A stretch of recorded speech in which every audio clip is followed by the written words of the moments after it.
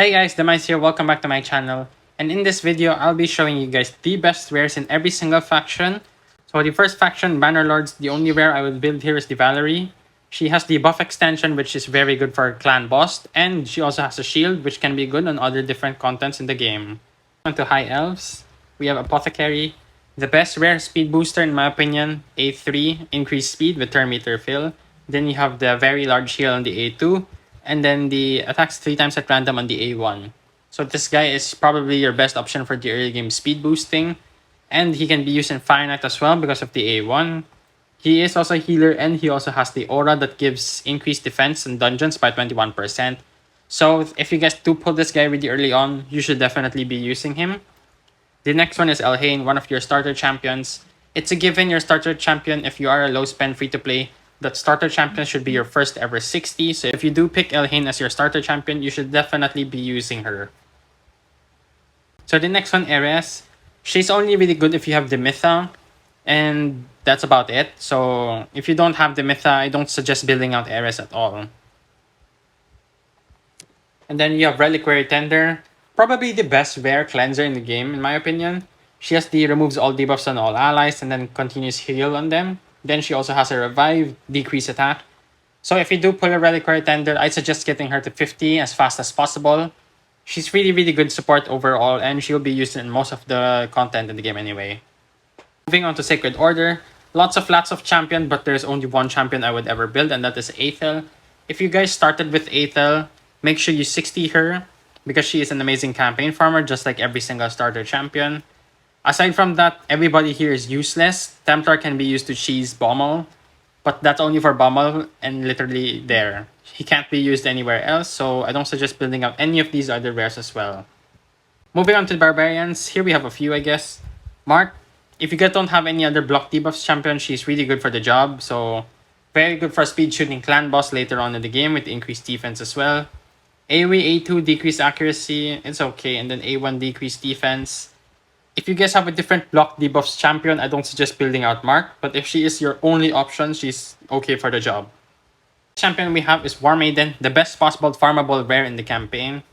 She has the AoE decreased defense, that is on a 100% chance. So if you guys are needing of a decreased defense champion, make sure you guys go farm stage 9 in the campaign because War Maiden is the best decreased defense champion for the early game. Next rare in this faction, Sylvan Watchers. Amazing A3, she can fully deplete the turn meter, and then she also has an AoE A1. Any champion that has an AoE A1 is really good with a stun set, so keep that in mind. And that is exactly why if you guys do pull Sylvan Watchers really early, she can be really good. She can even be really good later on in the game as well. Moving on to Ogryn Tribes, there's only Bellower here. He has 3 AoE skills. AoE 1 has block active skills, AoE 2 has decreased speed, AoE 3 is decreased defense and decreased attack. So if you guys put this guy on the stun set, he is one of the best possible crowd control champions in the game, and he can also be used to farm campaign in 6 seconds only. Moving on to the Lizardmen, if you guys are needing of a decreased attack champion, Wogwalker could work for clan boss. If you guys have anyone else that can do the job, make sure you guys don't actually build him, he's only good for that. Metal Shaper, only good for Scarab King, he's pretty much useless on any other content as well. Haruspex, only good for faction wars, but we're not talking about faction wars in this video, so if you guys pull him, he's good for later on, not right now though. Skinwalkers, we have Greybeard. Greybeard is a very good crowd control champion in the early game as well because he is farmable. He has the AoE freeze on the A2, and then he can pretty much be farmed, so just like War Maiden, you can farm her copies and then book her out using herself. Moving on to his brother, Gnarlhorn. He has the AoE provoke, he places it so he can never weak hit, which is why this champion is really good for wave content, and he also has an unkillable buff on himself, which makes him really good for the job. Moving on to the Orcs, we have Galek. Galek is a starter champion, so if you guys did start with Galek, make sure you 60 him because he is just as good as the other starter champions on campaign farming. Now we're moving on to Demonspawn. There are a few here, so Diabolist. Farmable champion, really good turn meter controller. She has the turn meter fill and then decreased turn meter. She also has an increased speed on the other skill. And then she has a sleep debuff on the A1. She's really good as your first ever turn meter booster, so if you guys want to farm her, make sure you farm her on the stage 12 of campaign. Next champion we have here is Abyssal. AoE A1, which means he is really good on the sunset. Then he has the heal all allies on the A2. And then he has increased defense, increased attack on all allies on the A3 with a speed aura for faction war crypts. Beside him, we have Hellborn.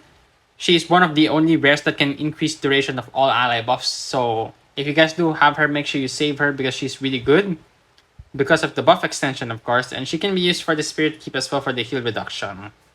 Then we have another one down here, Fellhound. Another insane campaign farmer. He is actually one of the fastest possible ones in the game. So if you guys do pull him, make sure you keep this dog. Then he has the block damage on one ally. It's not really that useful, but it's the A1. The A1 hits really, really hard and has the chance to decrease speed, so he can either be your campaign farmer or a stun set champion again. And then he also has the continuous heal and reflect damage on all allies, so he can also be used for early game Fire Knight. Moving on to Undead Hordes, home of the best poisoner in the rare category, we have Frozen Banshee. Frozen Banshee, poison sensitivity A3, and then she has the 2-hitter A1, which can place poison as long as there is poison sensitivity on the enemy. This makes her the best possible rare poisoner in the game, and one of the best ones in the game actually. So if you guys do pull her, she is one of the best for clan boss and dragons, and anywhere in the content that you want dots or damage over time. Then we have her partner. If you guys are using Frozen Banshee, then Grave Chill is pretty good as well. But if you guys are not using Frozen Banshee, I don't really suggest building out this champion because she relies heavily on Frozen Banshee. Next champion we have is the Rip-Off Seeker. We have Doom Screech down here. He has the fills all turn meter for all allies and increased defense. He's a really good support. And then he has the AoE 2-hitter, decreased accuracy, attacks all enemies, places a shield on himself. So if you guys don't have any other good turn meter booster, then Doom Screech is a viable option as well. Now moving on to Dark Elves. The first one here on the list is Kayle. Kayle is one of your starter champions, so he's really, really good for campaign farming. And he also has double poison for A1 and A3. So he's really good for clan boss and dragon. If you guys did pick this one, make sure you do 16 me right away because in my opinion, he is the best starter champion in the game. Next champion on the Dark Elves is Spirit Host, another farmable champion. She is really good. The A2 increased attack on all allies. She's really good for arena or speeding up content since you can hit harder. And then she also has a removes all debuffs and places block debuffs, which makes her a really, really good champion in the early game. Another one in the faction is Cold Heart. She can fully deplete the turn meter again and the damage scales of enemy max HP. So she's really, really good for anyone that has a high HP, specifically bosses. There are some bosses that have the enemy max HP cap, still viable on those content. But she specifically outshines every single champion if there's no cap on the HP. And then we have Paragon. This guy is the Mr. Cheese himself. You only build this guy out to solely to cheese content. He has the unkillable debuff on himself for 2 turns on a 2-turn cooldown, which means this guy can never die. If you guys don't crowd control him or control him in any way, he will never die. So he's really good for that content. The last one on this faction, we have Painkeeper. Painkeeper really good on the clan bosses specifically. If you guys have Man-Eater, she can decrease the cooldown of all ally skills by 1 turn, which allows you to have an unkillable team if you have 1 Man-Eater. And she also attacks all enemies and then heals all allies as well. She's a really good healer in the early game. If you guys do pull her, make sure you keep her as well. Moving on to Knight's Rev. There's nothing really here aside from Renegade. She is a better cooldown reduction compared to Painkeeper, but that's all she does. She is part of my speedrunning team comp, so if you guys do have her, make sure you save her. On to the Dwarves. Master Butcher, really good cheese bomber. That's about it. And then you have Runic Warder, good for early game Fire Knight. And then you have Avir, decent support, but Diabolus is way better than him if you want a free champion, so I wouldn't recommend building this guy out. Bulwark, good for early game clan boss, and that's about it. Moving on to Shadowkin. Shadowkin Odachi could be really good because of the block debuffs and increased defense. AoE again on the A2, and then he has the Provoke. Aside from Odachi, I don't really think any one of these rares deserves any other shouts. Maybe this champion, but not really. So for Shadowkin, I think if you guys do have any Shadowkin rares, I'd say avoid them. And on the last faction for Sylvan Watchers, here is probably the most rares that are really good. We have Kate, the AoE A2 here that has a chance of increasing random skills by 2 turns. This is a fantastic skill, so you guys will learn about this later on in the game. So if you guys do pull Pathfinder Kate, make sure you keep her because she is a really, really good champion. And then we have Flannan, another really good champion. He is a really good crowd control. He can deplete turn meter or stun. He has the AoE decrease speed.